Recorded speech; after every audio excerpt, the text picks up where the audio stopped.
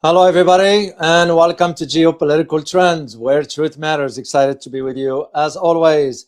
Today's topic, I will be addressing the ongoing visit of the Prime Minister of England, Starmer. He is in Beijing. As a matter of fact, his trip is going to end today because he's been for 4 days.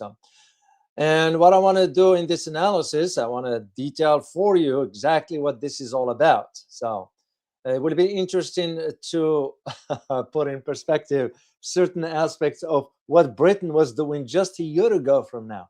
And all of a sudden, they are going begging for assistance from the Chinese. So it's interesting dynamics, to say the least. But before I do this, let me say hi quickly to our wonderful community. Laval, good to see you from Mauritius. Good to see you here. Say it like it is. Bojar, good to see you. I'm most welcome. Hanging G, as always, thank you so much for your comments.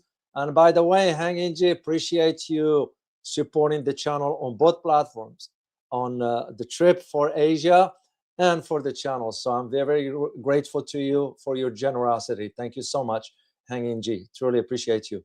Pristine, good to see you here. Pharaon de la Paix, good to see you here. Dejan, good to see you. Famida, thank you so much for your support in buying me cups of coffees last time. So very, very grateful to you. Phil, as always, good to see you here. And Fight, I can't read the last one here. Good to see you here. All right, let me get into I have a lot to cover, so I'm only doing one headline for you. And the headline today, just put the two and two together and you will be able to know. Here is the headline. Washington approves $9 billion sale of Patriot missiles to Saudi Arabia. That's all you need to know. And here is what they are saying. As a matter of fact, the US now is going to be, the Saudis will be purchasing about 730 Patriot missiles and related equipment. And what the State Department stated is that, this has to do with the support of US foreign policy and national security objective by improving the security of a major non-NATO ally that is a force for political stability and economic progress in the Gulf region. End of quote. You'll see the hypes of the US. And what's interesting about this, it's also another sale that was approved for Israel. Yeah, the US approves now the sale of $6.5 billion worth of weapons and attack helicopters to Israel. And this was approved yesterday. The State Department approved it. They're saying potential sale. There is no potential about it. It's a foregone conclusion. So the sale to Israel will be more than $6.5 billion under 3 separate contracts. I looked into all this. And it includes tactical vehicles, related equipment, an estimated $1.98 billion, and another sale for 30 AH-64E Apache helicopters for $3.8 billion. You'll see where this is going. So makes you wonder what this is all about. But anyway, I will do a separate update. I will do a separate video in which I'm going to talk about the updates of the US-Iran tensions /Israel. So I probably will do it next week. So for now, let's get back to our main topic here for today, which is the Prime Minister Keir Starmer visit to China, which, by the way, marks the first visit by a UK PM since 2018. Now, there are those who are saying, this signals a diplomatic pivot. Not necessarily. Let's not get ahead of ourselves for that. What you need to think about is the delegation that went with Starmer. With Starmer, there were over 60 business and cultural leaders that traveled with him. Some other accounts put them at 50. So I've seen 2 separate sources that stated the numbers 50 or 60. It won't matter. But here's the thing. The visit, in my opinion, what they want is they want the help of the Chinese. That's basically for them going begging the China to invest in England. Of course, the media is going to have you believe, especially coming out of London, is saying, you know what? This is about the UK establishing a long-term strategic partnership. Are you kidding me? Do you think the Chinese forgot what the UK just said last year during the strategic report of the Five Eyes? Can we forget what the Chinese did? What the British did when they banned Huawei? Espionage. No. But I'm going to detail all this as I move forward. For now, suffice it to say that this so-called the long-term strategic partnership will aim at trade, investments, and of course, economic cooperation. This is why I don't buy that argument of a diplomatic pivot. No. Let's not fool ourselves with that. And the timing of it, it's another key factor that reflects now the multiple pressure the UK is facing. Of course, once again, the media inside England, they will have you believe that, oh, the UK, modest economic growth. There is no growth. As a matter of fact, poverty is going up. And I am going to share the data with you with the numbers. You also have about 42 billion pound trade deficit with the Chinese. And of course, we can't deny this, Donald Trump's unpredictable foreign policy that is creating geopolitical uncertainty and some sort of a broader Western effort to diversify their economic partnership. Well, diversify, I won't even use that term because they don't have any other options. Did you see whether Starmer went to India for investments? No, it's China. And as I always said, no matter how you look at it, no matter how you slice it, you cannot ignore the sheer size of the Chinese economy. Simple as that. I feel comfortable saying this move is driven by desperation.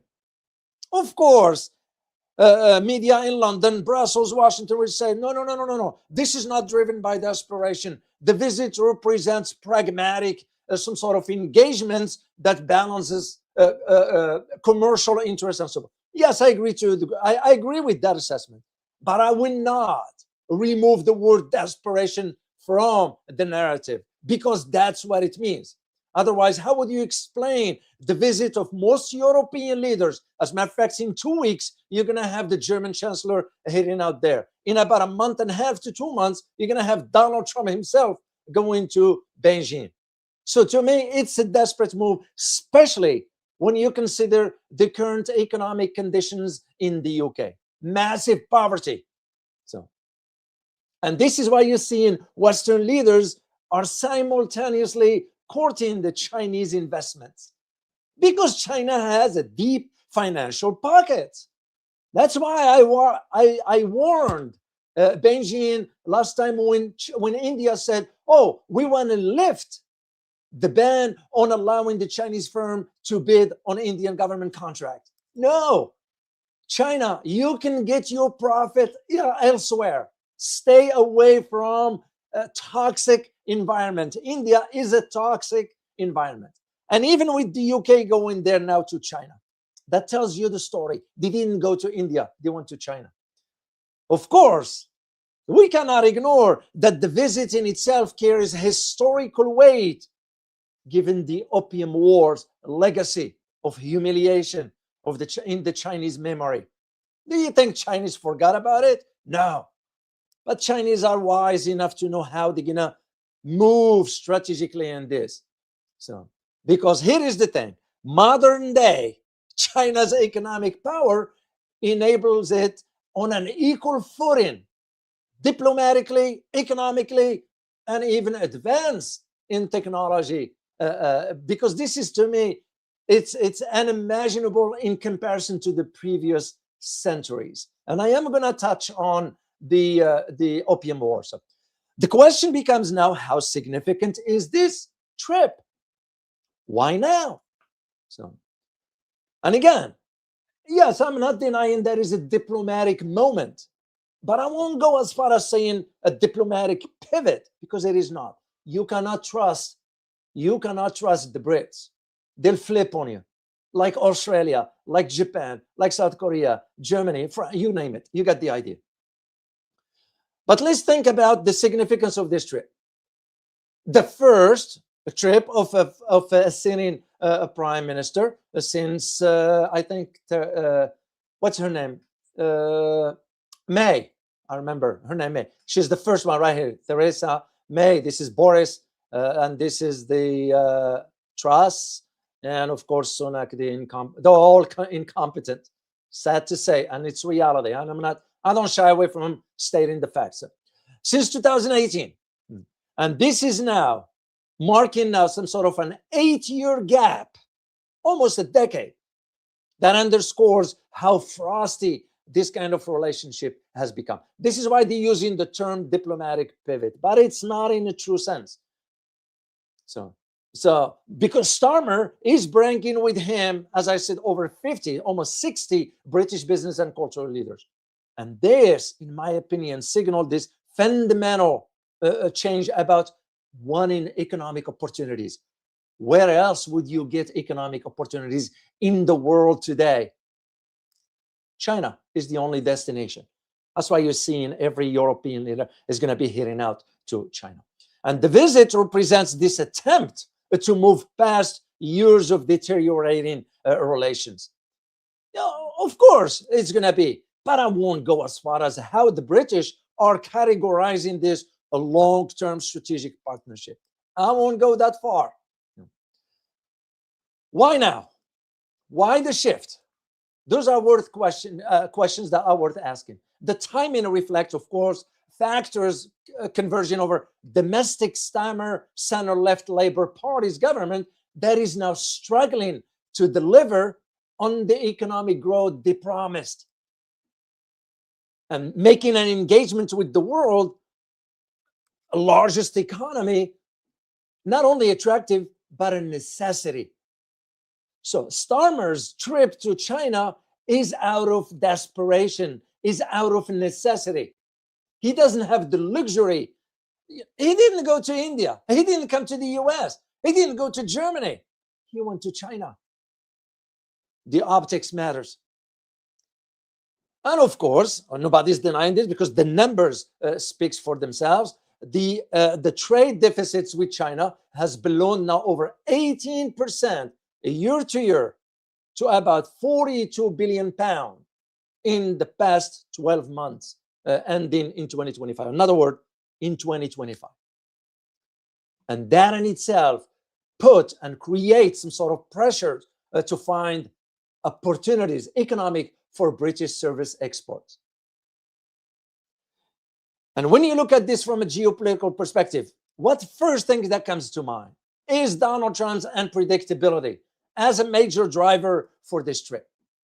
So the trip comes at a time when US President, Donald Trump that is, foreign policy and tariff threats have unsettled traditional allies.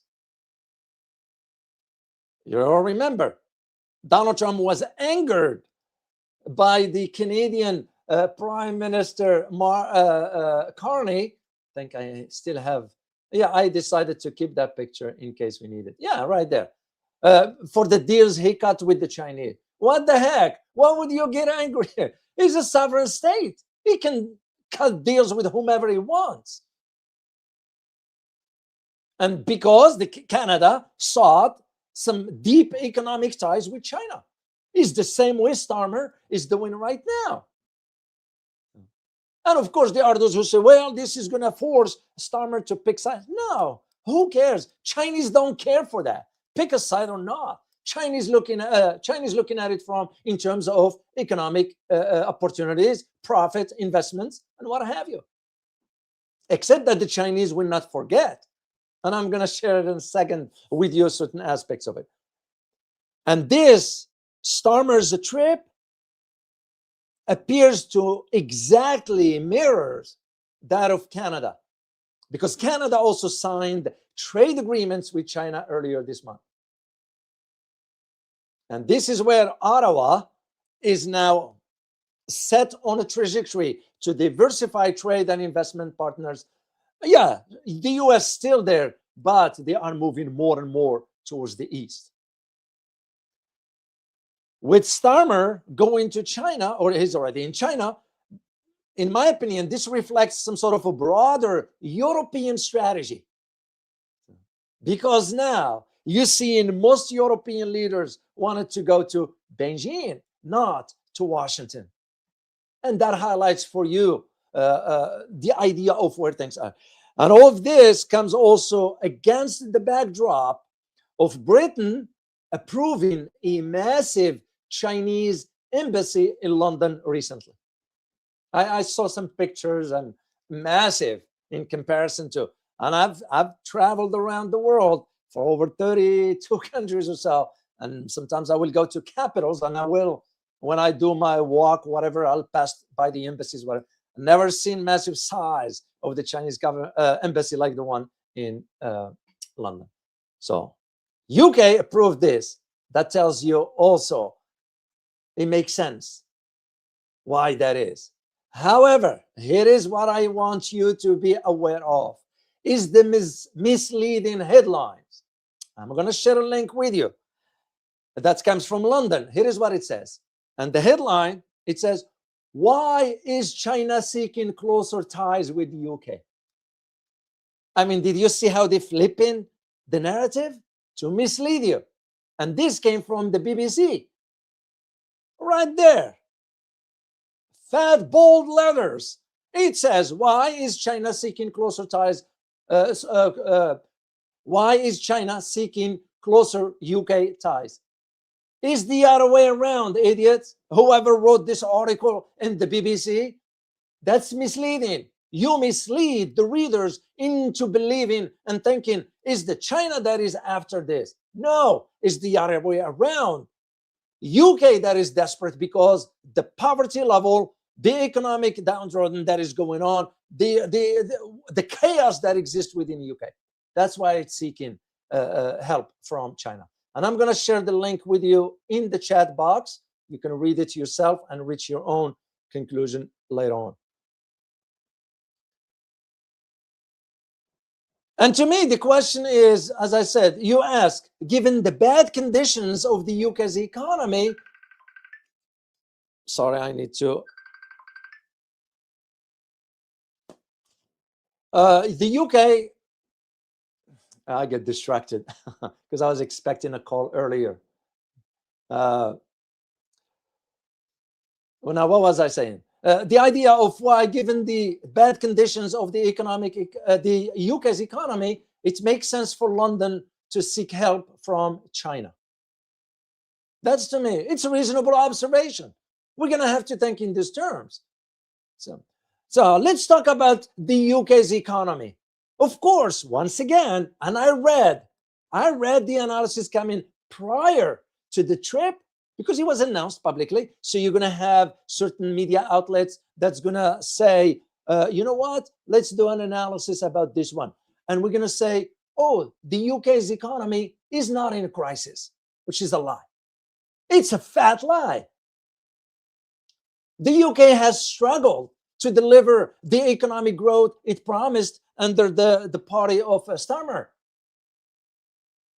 Especially now, with the data coming up, suggesting a disappointing expectations for the economy. That is also on the verge of collapsing. So when they talk about growth, even if there is growth, a meager one by historical standard. So let's not pretend.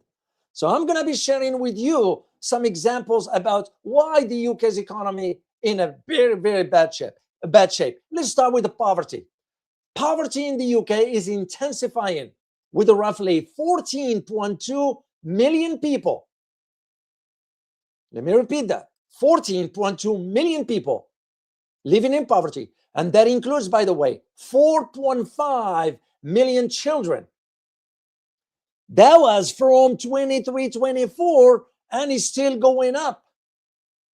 And this was on the report issued at the beginning of this year. I'm going to send you the link. You can read it, because I read and I said, oh, what the UK government is saying versus the facts are too different. So the key trends that I need you to know, the key trend as of January 2026, record depth. Depth in what? In poverty. The number of people in very deep poverty. And this, you're looking at an income below 40% of the median, is the highest on the record since 1994. The child poverty has risen for the third consecutive year, reaching 4.5 million. Food insecurity, the number of food insecure individuals rose by 60% over the last 2 years, reaching almost 3 million people. You have destitutions. Roughly 4 million people are estimated to be destitute, meaning unable to afford basic essential like warmth, food, clothing, and this according to the European think tanks. Then you have the regional disparity. Some areas have seen income rises. In England, yeah, it is, while others trend shows deepening long-term poverty.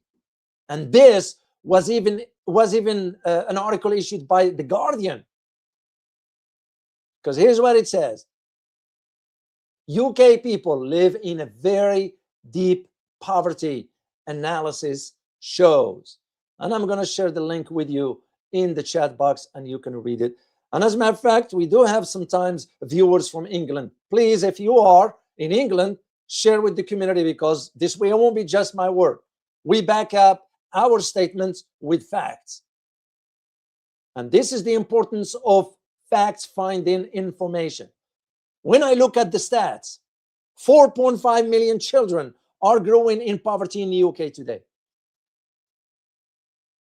You have about children in an average classroom of about 31% of them, meaning 9 or 10, live in poverty. You have 7 out of 10 children living in poverty have at least one parent in paid work. 49, almost 50% of children from Black and Asian communities are in poverty in the UK, compared to 24% of the white children. And you got the idea how this is be.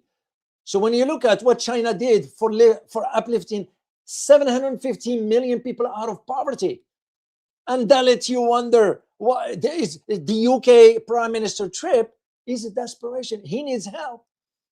He can't get it anywhere else. And this is again where you have to understand about these dynamics. But let me remind you of the duplicity, the hypocrisy, the double standards, whatever term you want to use. I'm going to share some facts with you, but of course you reach your own conclusion. Let me remind you that the UK government ordered a ban on Huawei equipment in 5G networks. And that starting with the prohibition on purchasing any 5G gears after December 31st, 2020. That's how far back you go. And requiring, by the way, the removal of all existing Huawei 5G infrastructure by 2027.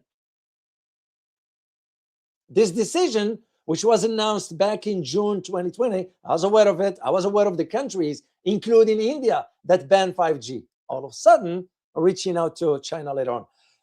But why this happened back then? Because it was driven by the US sanctions affecting the supply chain security and national security concerns, according to what the UK were stating.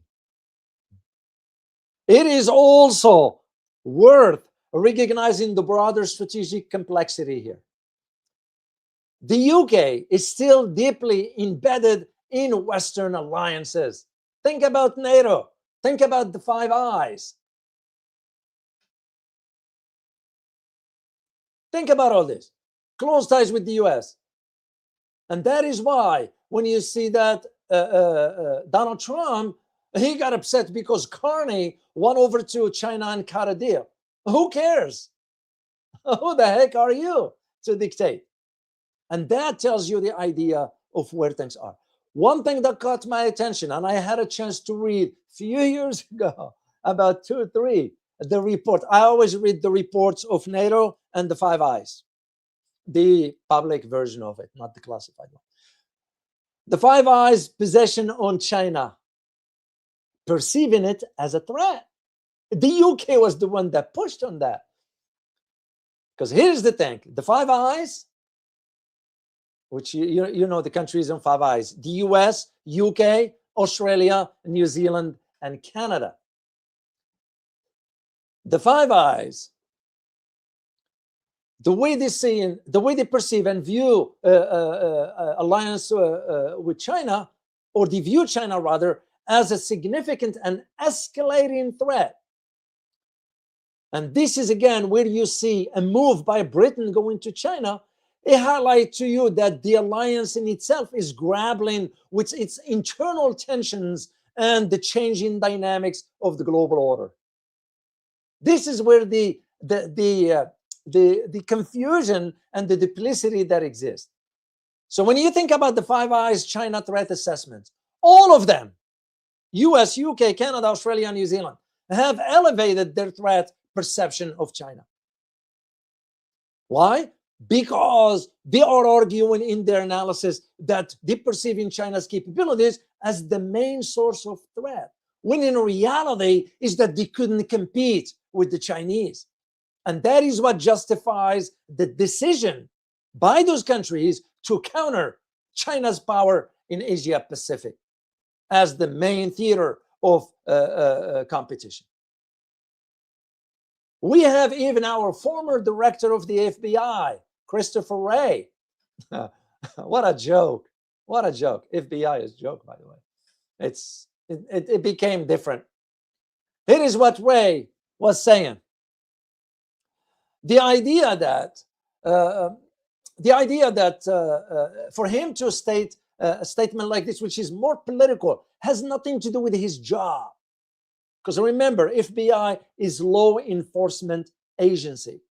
So here is what he said, and I quote, "The People's Republic of China, PRC, represents the defining threat of this generation." End of quote.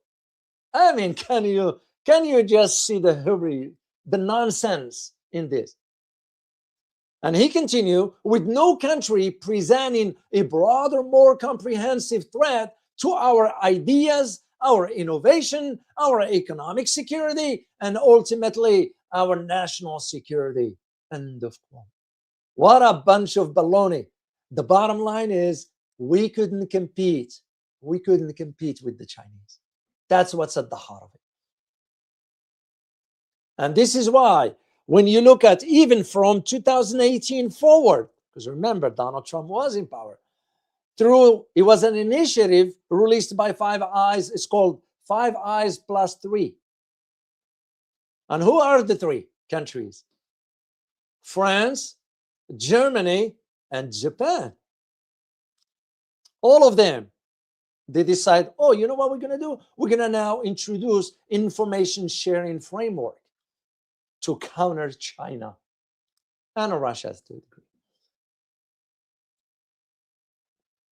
And that in itself, what I just shared with you about the Five Eyes, is exactly what part of what's complicated, one of the complicating factor for Starmer's visit.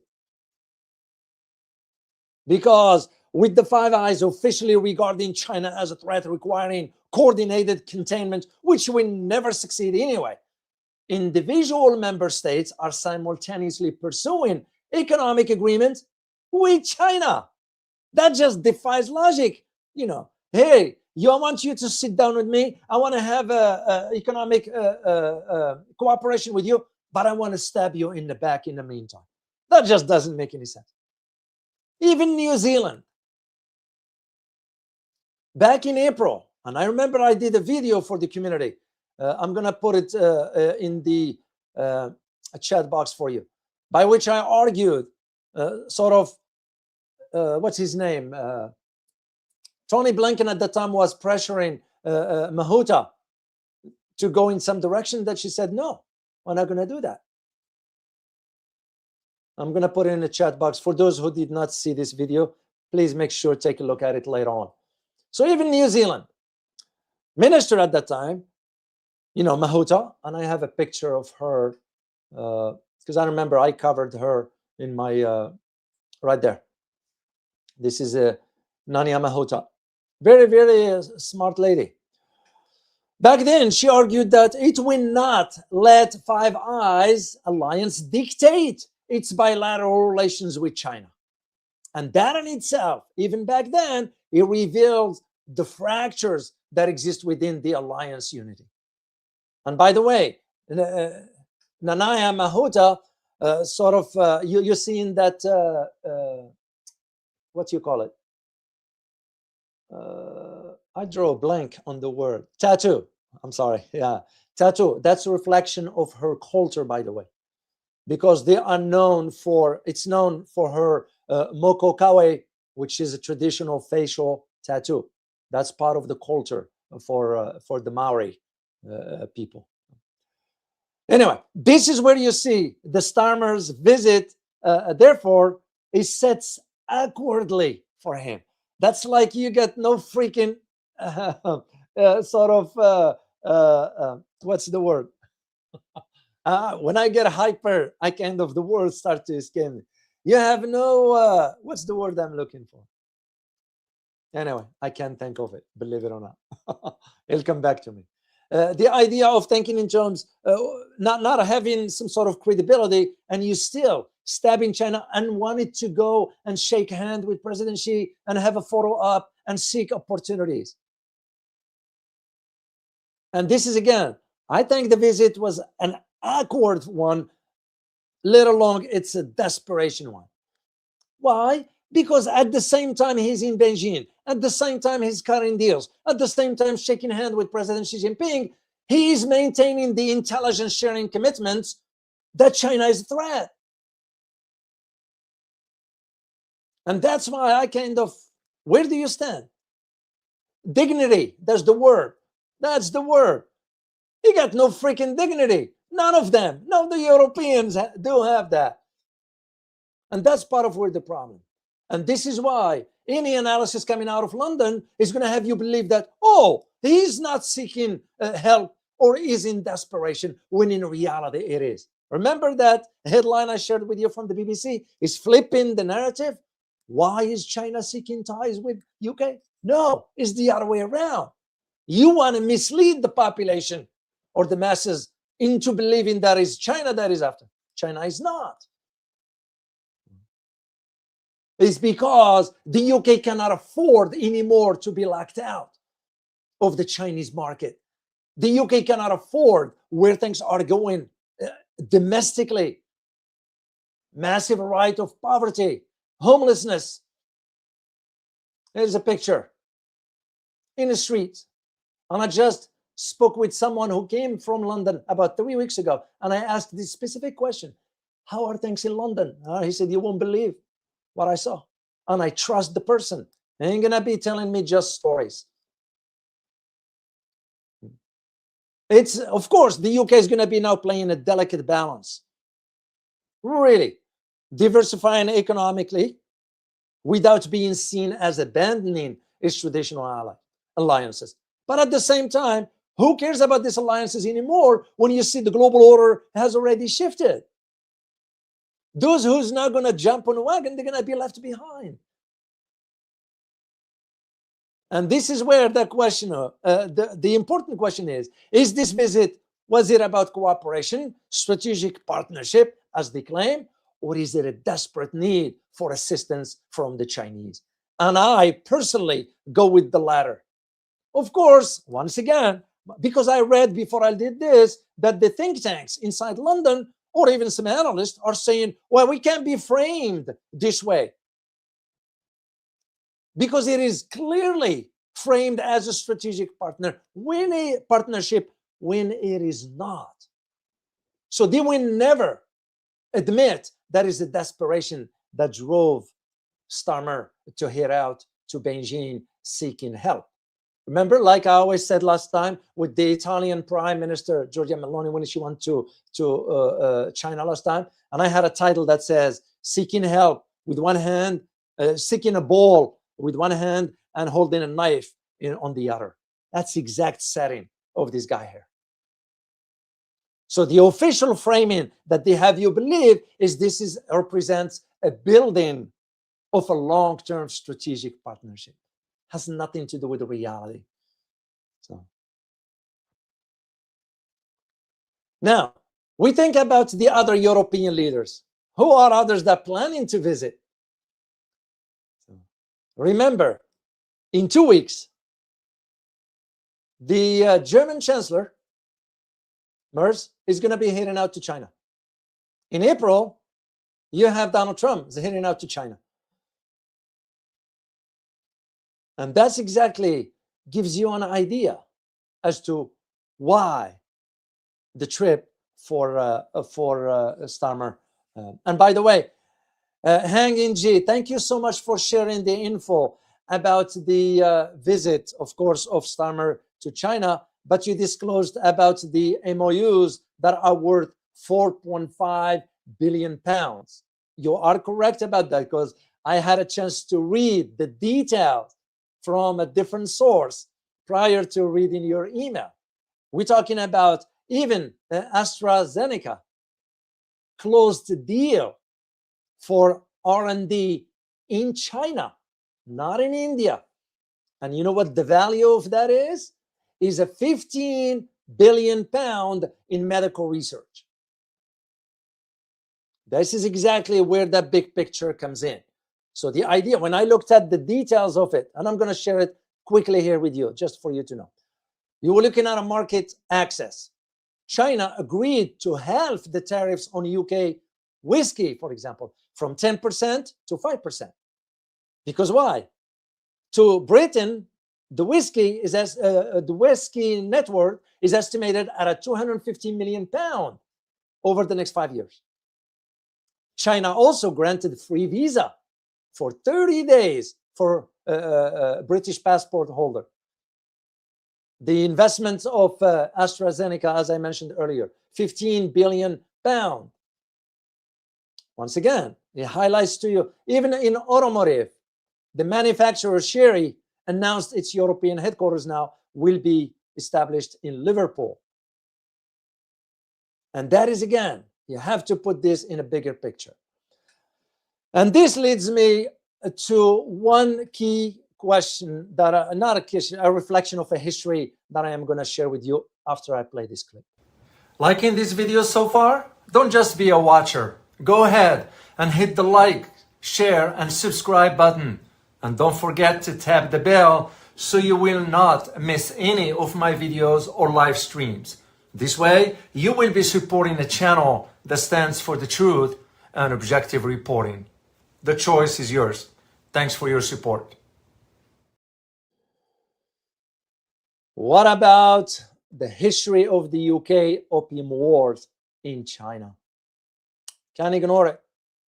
Can't ignore it. It's the same issue with the Japanese atrocities in Nanjing. Can't ignore that. Can't forget it. You have to touch on the reality because it's very important.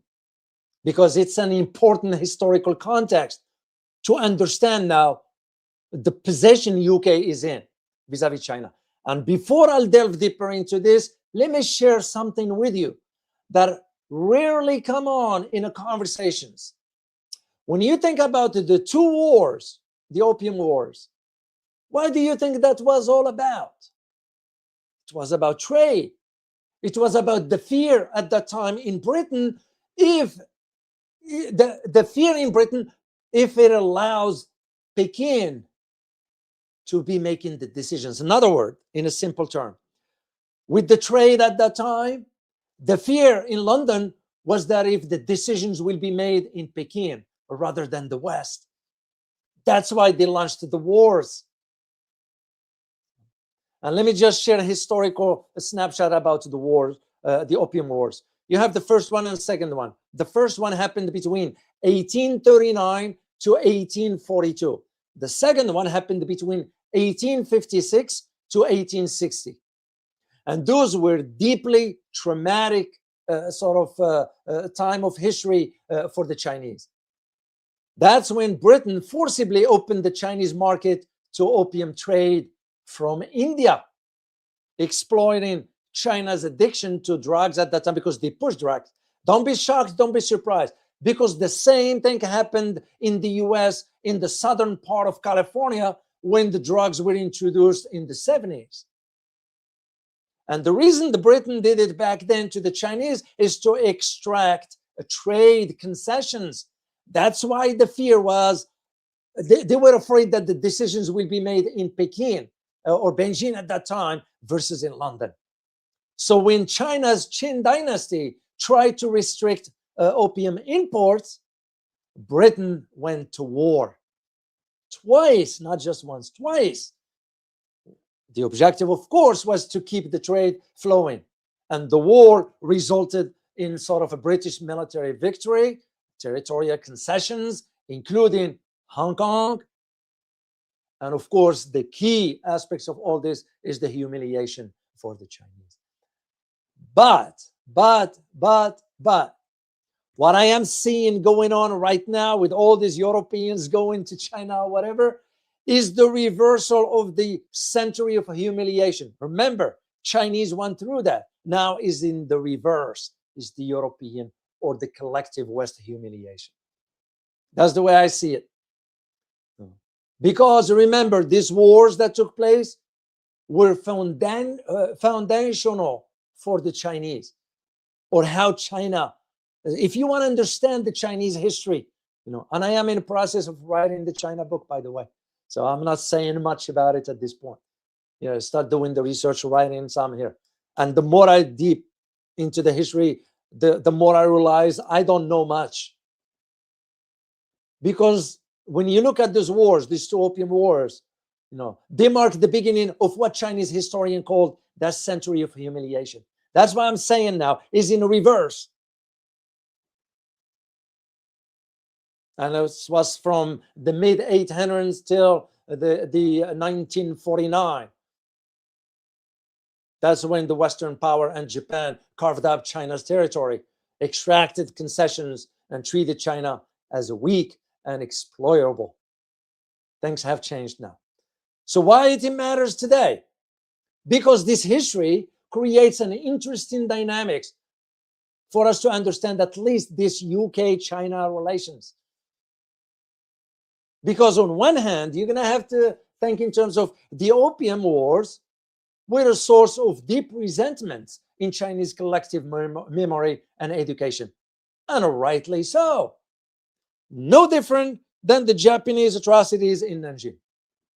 On the other hand, you think about when President Xi Jinping came to power, he became economically and strategically smart enough and powerful enough to understand how to navigate these historical grievances while remembering. But it didn't prevent his pragmatic engagements. That's usually what a smart leader does. You don't react emotionally. Of course, Chinese will never forget. That will be irrational to think that will ever do.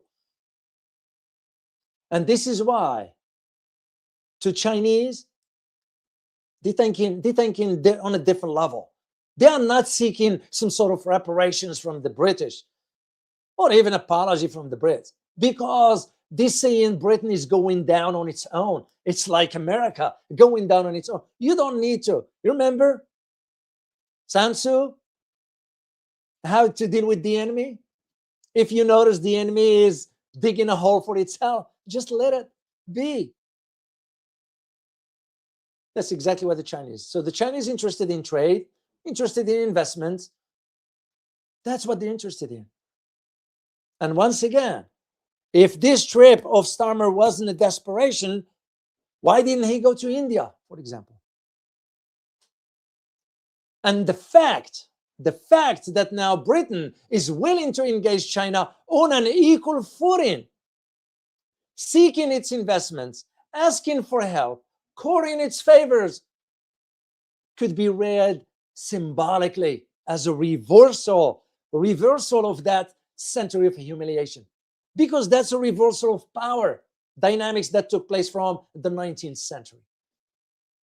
So, of course, the Opium Wars will linger in a memory, but they don't seem to be blocking, at least on part of the Chinese.